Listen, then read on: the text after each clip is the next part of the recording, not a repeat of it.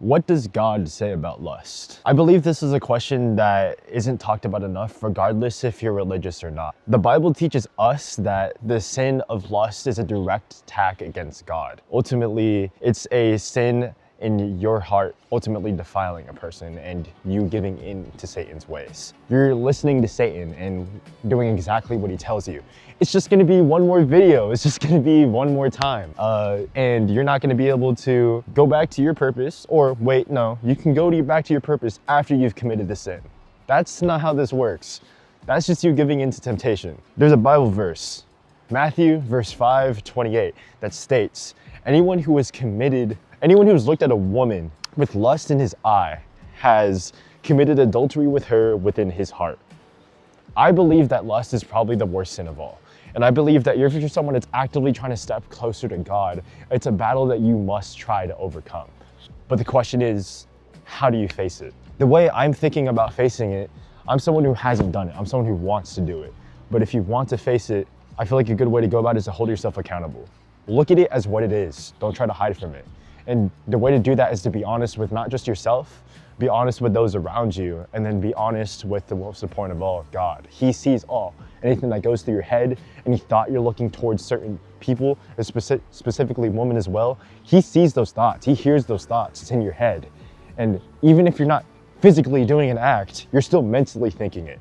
There's no other way around it. The way I'm gonna do it is for the next 100 days, I'm gonna document here and physically through Post-it notes, marking each day as a win against lust, a step closer to God and a step further away from Satan. And in 100 days, I wanna be able to come back here, be able to talk as someone who's experienced it, someone who's gone through it, and someone who can reap the benefits and awards of what it really means to really follow a really huge principle that God wants people to follow. So with that being said, if you're someone struggling with the same problem, come and join me on this journey. If this is your sign and you think if you're someone that hasn't been able to really overcome this, watch me try to do it. Do what I'm doing, see how it works for you, and we'll just go it day by day, and you're gonna just feel better day by day. And I know this because I've tried to do this before.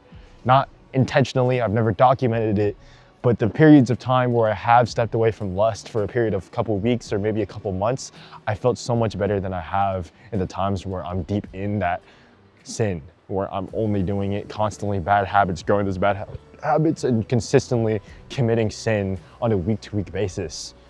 We're not going to try to do that. So each day, each week, maybe I'll check in periodically. I'll keep in check with the Post-it notes so that I'm keeping progress in my own room, and we're just going to go from there. Before this, you're going to see that I'm going to go pick up ultimately the Post-it notes and stuff and set it up in my room and what that's going to look like. I'm excited and I'm really happy to really try to overcome something that's really been a hard struggle that I know for me, but also for a lot of people that I know and love as well. Shout out to my friends back at home with those Bible studies. This is a topic that really gets brought up a lot and something that doesn't really get talking about seriously because it's such an awkward topic that no one wants to really talk about because it's such a personal subject. But it really does change your life. I don't want you guys to see that. So we're about to go pick up the Post-it notes to go ahead and finally go kick off this series. I don't know why I didn't bring the Post-it notes that I bought while I was back in tech school, because this is being inspired actually by an old, not old, but a tradition that we started last year that I got from two of my other best friends, where pretty much every time someone would leave, they would get a Post-it note from them that they would post up in their rooms. I have a couple, maybe about like 10 or so sitting in my room right now. They put signatures on it, Bible verses, just love notes. Like, hey, miss you, happy to meet you, stuff like that. Hope to see you soon. So I'm taking up the same idea, but I'm gonna use it to track ultimately the progress in front of me. Where every single time I wake up, it's a reminder of like, hey, this is how far you've come, or don't remember what your challenge is today, what you're constantly facing.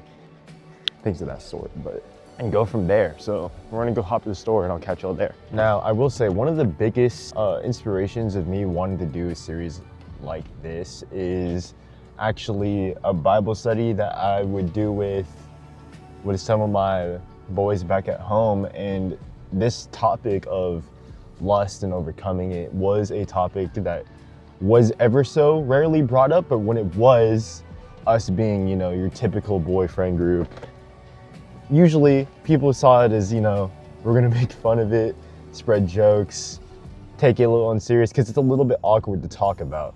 I 100% understand the fact that it's awkward to talk about, but I also understand that it's something that's a very critical topic in terms of your path with trying to become closer with God. And I can't really understate that enough. And it's been such a evident problem, especially in my life, but I know in a lot of other people's lives.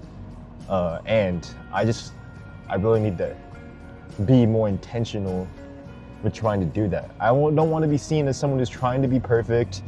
I want it to really more seem like I'm just as much as a human as the next person, and I want my flaws and my mistakes and also what the struggles are in trying to do this actually is, because I'm gonna say, I'm not gonna pretend that doing this is gonna be in any way, shape, or form easy. Camera doesn't fall off here.